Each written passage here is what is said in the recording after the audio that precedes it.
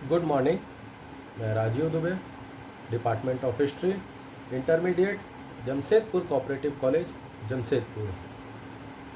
इसके पहले हम लोगों ने देखा अब्बासी वंश के संदर्भ में कि किस तरह अब्बासी वंश अस्तित्व में आया, किस तरह उसने इस्लाम का प्रचार प्रसार किया और किस तरह अब्बासी वंश के शासनकाल में ही यूरोप की जगह अरब जो है मध्य एशिया की तरफ बढ़े, भारत तक बढ़े और यूरोप से दूर होते गए। आज हम लोग देखते हैं इस्लामिक अर्थव्यवस्था। कोई भी साम्राज्य हो, कोई भी शासन व्यवस्था हो, आपकी अर्थव्यवस्था यानी आपकी आय और व्यय का जो अध्ययन होता है, अर्थव्यवस्था होती है, तो ये सबसे मजबूत और सबसे महत्वपूर्ण तथ्य पहलू होता है। अगर आपके पास में पैसा बहुत ज़्यादा है, आप सबसे ज़्यादा ताकतवर हैं। आपके पास पैसा नहीं है, भले आप शारीरिक रूप से बहुत ताकतवर हों, बट आपके पास पैसा नहीं है तो आप कमज़ोर हैं। एक राष्ट्र के लिए, एक देश के लिए, एक साम्राज्य के लिए पैसा सबसे महत्वपूर्ण तथ्य होता है। आज अमेरिका आर्थिक रूप से संपन्न है, पैसे में बहुत ताकतवर है, इसलिए वह ताकतवर दिखा देता है। उससे ज़्यादा सैनिक हमारे हैं, उससे ज़्यादा बहादुर लोग हमारे यहाँ हैं, लेकिन क्या है, अमेरिका के मुकाबले हम आर्थिक रूप से कमज़ोर हैं, इसलिए हम कमज़ोर दिखाई देते हैं। तो ऐसा ही एक उदाहरण ये था, ऐसा ही इस्लामिक अर्थव्यवस्था में था कि इस्लामिक अर्थव्यवस्था या कोई भी अर्थव्यवस्था हो, अगर वो मजबूत है तो आप ताकतवर हैं, और अगर आप कमज़ोर हैं तो, अगर अर्थव्यवस्था कमज़ोर है तो कमज़ोर है। ये हर साम्राज्य, हर देश की यही स्थिति होती है कमोवेश। तो हम लोग इस्लामिक अर्थव्यवस्था के संदर्भ में देखते हैं मक्का, जो इस्लाम में और इस्लामी साम्राज्य में एक बहुत ही पवित्र और महत्वपूर्ण जगह है। लेकिन इस्लाम का जन्म स्थान, इस्लाम के जन्म से पहले से ही, यानी इस्लाम जब आया उसके पहले से ही मक्का जो था एक व्यापारिक केंद्र बन चुका था। उसका कारण ये था कि वह भारत से लाल सागर होते हुए कुस्तुनतुनिया जाने वाले व्यापार जो मार्ग था उसमें पड़ता था। यानी जो जल मार्ग था, लाल सागर होते हुए, भारत से लाल सागर होते हुए कुस्तुनतुनिया उस समय रोमन साम्राज्य के अंतर्गत आता था। तो ये जो व्यापारिक मार्ग था इसके अंतर्गत इसी मार्ग पे पड़ता था। तो अब आप देखिए कि जो भी समुद्री मार्ग हो या सड़क मार्ग हो, एक बेसिक चीज़ है कि रोड के किनारे वाला घर, ज़मीन का वैल्यू ज़्यादा होता है, और अंदर गली वाला जो घर होता है उसका वैल्यू कम होता है। क्या कारण क्या है? क्योंकि वो मेन रोड पे स्थित है। बस वही प्रैक्टिकल चीज़ था कि समुद्री मार्ग या जल मार्ग पे मक्का स्थित था तो व्यापारिक केंद्र बन गया, क्योंकि उस समय सब जल मार्ग था और लाल सागर होते हुए कुस्तुनतुनिया जाता था भारत से होते हुए। तो भारत का व्यापार रोमन साम्राज्य के साथ चलता था, और भी कई देश थे जो भारत के आसपास के कई देश थे जिनका व्यापार वहाँ चलता था। तो उस व्यापार के चलते मक्का में भी व्यापारिक केंद्र डेवलप हो गया और वह एक प्रमुख व्यापारिक केंद्र बन गया। खुद इस्लाम के संस्थापक ने स्वयं मक्का के एक व्यापारी की विधवा खदीजा से विवाह किया था। स्वयं मोहम्मद साहब ने, जो एक व्यापारी की विधवा थी खदीजा, उनसे विवाह किया था। और मोहम्मद साहब ने बाद में खदीजा के व्यापार की देखभाल भी की और व्यापारिक काफिलों के साथ आसपास के देशों की यात्राएं भी की। इन्हीं यात्राओं के दौरान उन्हें धार्मिक चेतना प्राप्त हुई, धार्मिक ज्ञान प्राप्त हुआ, और वे अब धर्म की ओर अग्रसर होने लगे।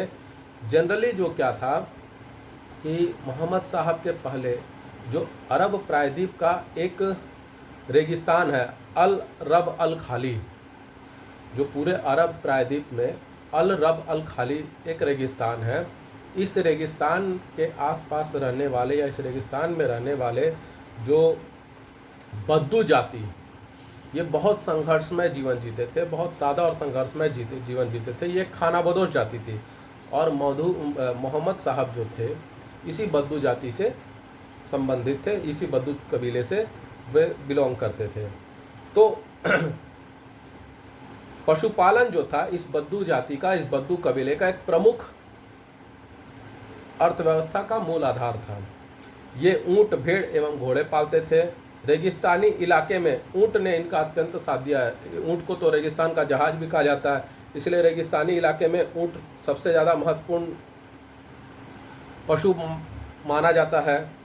तो अगर उस समय देखा जाए तो ऊंट ही जो था इनकी अर्थव्यवस्था, यानी कि उस समय अरबों की अर्थव्यवस्था का एक प्रमुख आधार था।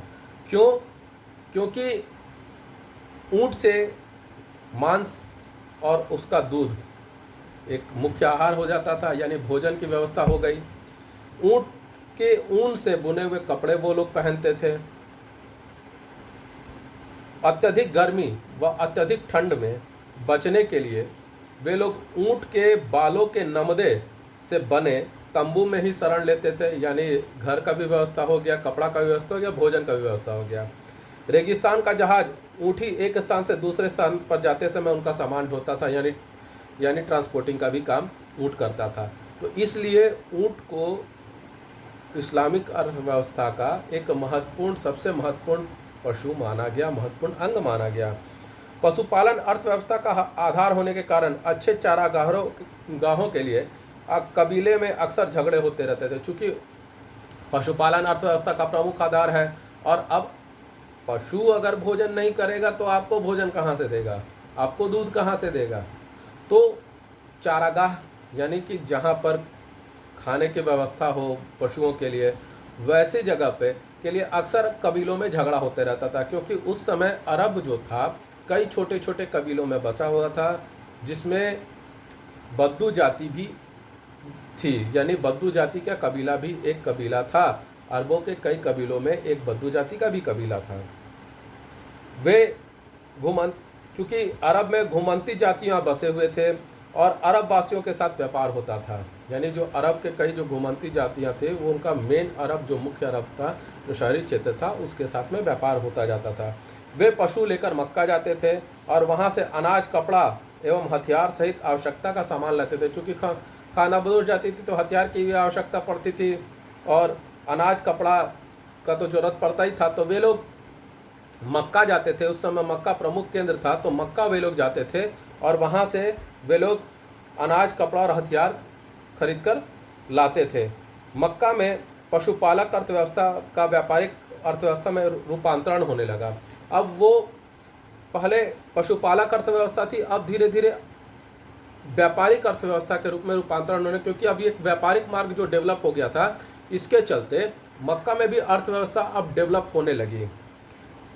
मक्का की अर्थव्यवस्था पूर्णतः अंतर्राष्ट्रीय व्यापार पर आश्रित थी। अंतर्राष्ट्रीय व्यापार कहने का मतलब है कि दो देशों के बीच जो व्यापार होता है वो अंतर्राष्ट्रीय व्यापार कहलाता है।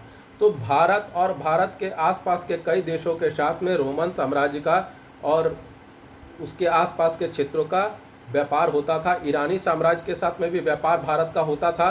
तो ऐसी परिस्थिति में, और यह प्रमुख केंद्र था, व्यापारिक मार्ग पर स्थित था मक्का। तो मक्का का जो था वो पूरा, अगर भारत से व्यापार बंद हो जाता तो यहाँ भी बंद हो जाता। तो यह एक पूरी तरह अंतर्राष्ट्रीय व्यापारिक मार्ग पर स्थित है और व्यापारिक स्थिति पर आश्रित था।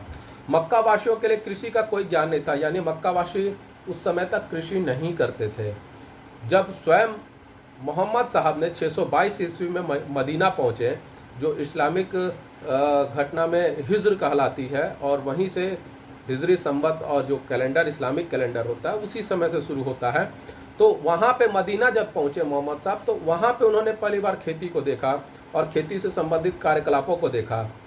मदीना में काष्ठ के योग्य ज़मीनों पर अधिकांशतः सामूहिक स्वामित्व, यानी काष्ठ यानी खेती के योग्य ज़मीनों पर सामूहिक स्वामित्व, यानी कुछ लोगों का एक समूह के रूप में उस ज़मीन पर स्वामित्व, वो कुछ लोगों का समूह उस ज़मीन का मालिक था। यहाँ एक विशिष्ट दृष्टिगोचर होता है कि मक्का के पशुपालक अर्थव्यवस्था ने कृषि अर्थव्यवस्था के मध्यवर्ती चरण से गुजरे बिना सीधे व्यापारिक अर्थव्यवस्था में छलांग लगा। यानी जो भी इसके पहले जो भी सभ्यताएं आई, पशुपालन के साथ में उसने कृषि जरूर की और उसके बाद में व्यापार शुरू हुआ। लेकिन मक्का के साथ में क्या हुआ, सीधे पशुपालन से व्यापारिक, बीच में जो कृषि वाला सिस्टम था यानी खेती जो हुई वो खेती मक्का में नहीं हुई। और वह मदीना में जब देखा गया तो सीधे वह अब इसका जो अर्थव्यवस्था था वो पशुपालन अर्थव्यवस्था से सीधे व्यापारिक अर्थव्यवस्था पर चला गया, जबकि कृषि अर्थव्यवस्था का एक महत्वपूर्ण अंग होती थी वह नहीं हुई, यानी मक्का में खेती होता ही नहीं था। और बाद में मदीना में जब खेती देखी गई तब वहाँ से खेती मक्का में करने का प्रयास किया गया। पशुपालक, कृषि एवं व्यापार के अतिरिक्त लूट की आमदनी भी अरबों की अर्थव्यवस्था का आंशिक आधार थी। यानी वो लोग दूसरे जो सभ्य लोग थे, शहर थे, वहाँ जाकर लूटते थे और लूट कर लाते थे। यह भी एक अर्थव्यवस्था का आधार बनी। मोहम्मद साहब ने लूट के माल को माले गनीमत नाम दिया। मोहम्मद साहब ने लूट के माल को माले गनीमत नाम दिया, चूँकि उस समय परिस्थिति ऐसी थी कि मजबूरन इसको सपोर्ट करना पड़ा। इन्होंने माले गनीमत की नवीन व्याख्या दी। इनके अनुसार माले गनीमत यानी लूट के माल का 1/10 भाग यानी 5वां भाग खजाने बैतुल माल में जमा होना चाहिए एवं बाकी 4/5 भाग यानी बाकी जो 4 भाग होंगे वह योद्धाओं में वितरित होना चाहिए। यानी जो योद्धा लोग हैं, जो युद्ध करने वाले लोग हैं, उन लोगों में मतलब 5 हिस्से होने चाहिए। एक हिस्सा जो है वह खजाने में जमा होना चाहिए जो बैतुल माल कहलाता है, और बाकी 4 हिस्से जो है वो योद्धाओं में वितरित हो जाना चाहिए। तो यही लूट का माल माले गनीमत भारत में स्थापित दिल्ली सल्तनत में खम्स कहलाया। मोहम्मद साहब द्वारा प्रतिपादित माले गनीमत की व्याख्या ने आर्थिक विवरण को एक नवीन रूप प्रदान किया। चूँकि माले गनीमत का तो कहीं चर्चा ही नहीं था। मुख्यतः अर्थव्यवस्था जो होती है वह तब पशुपालन, कृषि और व्यापार से होती है, उद्योग से होती है, परंतु यह माले गनीमत यानी लूट का माल जो था यह भी एक अर्थव्यवस्था में योगदान दे रहा था। तो ये एक नवीन व्यवस्था थी, अर्थव्यवस्था के लिए एक नवीन बात थी, एक नई बात थी कि माले गनीमत यानी लूट के माल को भी आपने 5 भाग किए। मान लीजिए 100 रुपया लूट के लाए तो 20 रुपया है वो खजाना में जमा हो गया यानी सरकार को दे दिए। बाकी 80 रुपया जो है वो जो लूट के लाने वाला जो सैनिक लोग है उसमें बांट दिए, उसमें बांट गया, योद्धाओं में बट गया। तो योद्धाओं को भी फायदा हुआ, सरकार को भी फायदा हुआ, यानी सरकार को टैक्स मिल गया। बस यही प्रोसेस माले गनीमत कहलाया। और एक अर्थव्यवस्था का यह भी आंशिक रूप से हिस्सेदार हो गया। अरब खलीफाओं ने सिक्के भी डाले जिन पर रोमन व ससानी सिक्कों का प्रभाव स्पष्ट देखा। चूंकि सिक्के ढालना तो उन्हें आता नहीं था, तो रोमन साम्राज्य में जब ईरान वगैरह पे, रोमन साम्राज्य के कुस्तुनतुनिया वगैरह पे जब इन्होंने अपना आधिपत्य जमाया तब वहाँ का प्रोसेस देखा तो देखकर समझ में आया कि सिक्के कैसे डाले जाते। इसलिए इनके सिक्कों पर रोमन और ससानी वंश का, जो ईरान में ससानी वंश था, उसका प्रभाव देखा गया। उनका मतलब जो स्टाइल जिसको बोल सकते हैं, कॉन्सेप्ट बोल सकते हैं, वो देखा गया। द्वितीय खलीफा अबू बकर के काल में बुखारा में सर्वप्रथम काना बुखारा ने रौप्य मुद्रा यानी दिरहम को ढाला। यह सिक्के 8वीं शताब्दी के अंत तक चलते रहे। यानी कि अबू बकर के समय सबसे पहले बुखारा में काना बुखारा ने रौप्य मुद्रा को ढाला, यानी दिरहम, वहाँ जो दिरहम चलता है उसको ढाला सिक्के के रूप में, और यह 8वीं शताब्दी तक चलता रहा। इसके बाद हारून रशीद, जिनका जिक्र अलिफ लैला और अरेबियन नाइट्स की कहानियों में भी जिक्र होता है इन खलीफा का, हारून रशीद का। तो हारून रशीद के काल में गितरिक 791 से 792 ईस्वी ने चांदी महंगी होने के कारण अष्ट धातु, जिसमें सोना, चांदी, सीसा, रांगा, लोहा, तांबा का दिरहम ढाला। यानी उस समय गितरिक जो सिक्के ढालने वाले लोग थे वो गितरिक, जो कि उस समय चांदी महंगी हो गई थी, तो उन्होंने अष्ट धातु जिसमें सोना, चांदी, सीसा, रांगा, लोहा, तांबा को मिक्स करके दिरहम को ढाला और इस सिक्के को गितरफी कहा गया। गितरफी इस सिक्के को गितरफी कहा गया, जो अशरफियों के हिसाब से होते थे। 6 गितरफी एक चांदी के सिक्के के बराबर होते थे, यानी अष्ट धातु के जो सिक्के थे या गितरफी थी, या 6 जो गितरफी थी या एक चांदी के सिक्के के बराबर होती थी। उमैया वंश के सिक्के कूफी लिपि में होते थे एवं अब्बासी सिक्के अरबी लिपि में होते थे। यानी उमैया वंश के जो शासक रहे उन्होंने जो सिक्के ढाले वो कूफी लिपि में होते थे, और अब्बासी वंश के जो सिक्के जिन्होंने ढाले वह अरबी लिपि में होते थे। इसके अग्रभाग में ला इलाहा इल्लल्लाह मोहम्मद रसूलुल्लाह खुदा होता था। यानी जैसे भारत में आप सिक्के देखेंगे तो कई सिक्कों में, पुराने सिक्के देखिएगा तो एक तरफ अशोक जो शेर है अशोक स्तंभ वाला वो दिखाई देता था, और पीछे 1, 2 या 3 या 4 ऐसे करके और उस पर अलग अलग डिजाइन बना होता था। तो उसी तरह एक भाग में, उस सिक्के के एक भाग में ला इल्ला इल्लल्लाह मोहम्मद रसूलुल्लाह लिखा होता था, और दूसरी तरफ यानी उस सिक्के के दूसरी तरफ खलीफा का नाम और किस टकसाल में यानी कहाँ सिक्का ढाला गया वह लिखा होता था। सिक्कों पर मूर्ति उत्कीर्ण करना मना था, यानी सिक्कों पर मूर्ति लगाना या मूर्ति का डिजाइन बनाना इस्लाम के विरोध माना जाता था, इसलिए सिक्कों में मूर्ति नहीं लगाई जाती थी। ये खुदा होता था, और साथ में उनका नाम जो उस समय खलीफा रहे और जो टकसाल में बना ये लिखा होता था। भारत में भी जहांगीर एकमात्र ऐसे शासक थे जिन्होंने सिक्कों पे उत्कीर्ण मूर्ति जो थी वह लगवाई थी। यानी जो फोटो या जो चित्र था, एकमात्र जहांगीर ही एकमात्र मुस्लिम शासक थे जिन्होंने सिक्कों पर लगवाई थी, बाकी किसी शासक ने सिक्कों पर मूर्ति नहीं लगवाई थी। तो इस तरह से देखा जाए तो अर्थव्यवस्था जो थी एक महत्वपूर्ण आधार बनी। आप आर्थिक रूप से मजबूत हुए, और इन्होंने जब सिक्के वगैरह ढालना शुरू किया तो एक अर्थव्यवस्था को एक और मजबूती मिली, एक आधार मिला, मजबूत आधार मिला आगे बढ़ने का। आज हम लोग इतना ही देखते हैं। आपको ये वीडियो कैसा लगा? लाइक करें, कमेंट करें, शेयर करें, ज़्यादा से ज़्यादा मात्रा में सब्सक्राइब करें। घर पे रहें, सुरक्षित रहें। कोरोना बहुत भयावह रूप ले रहा है, बेवजह बाहर ना निकलें। और आप सभी स्टूडेंट से एक रिक्वेस्ट है कि आपके जो भी पेरेंट्स हैं जिनकी उम्र 45 ईयर्स से ऊपर हो गई है, प्लीज़ उनसे रिक्वेस्ट करें कि वैक्सीन ज़रूर लगवाएं। वैक्सीन जो है वो कहीं ना कहीं कोरोना के चैन तोड़ने में बहुत कारगर सिद्ध हो रहा है।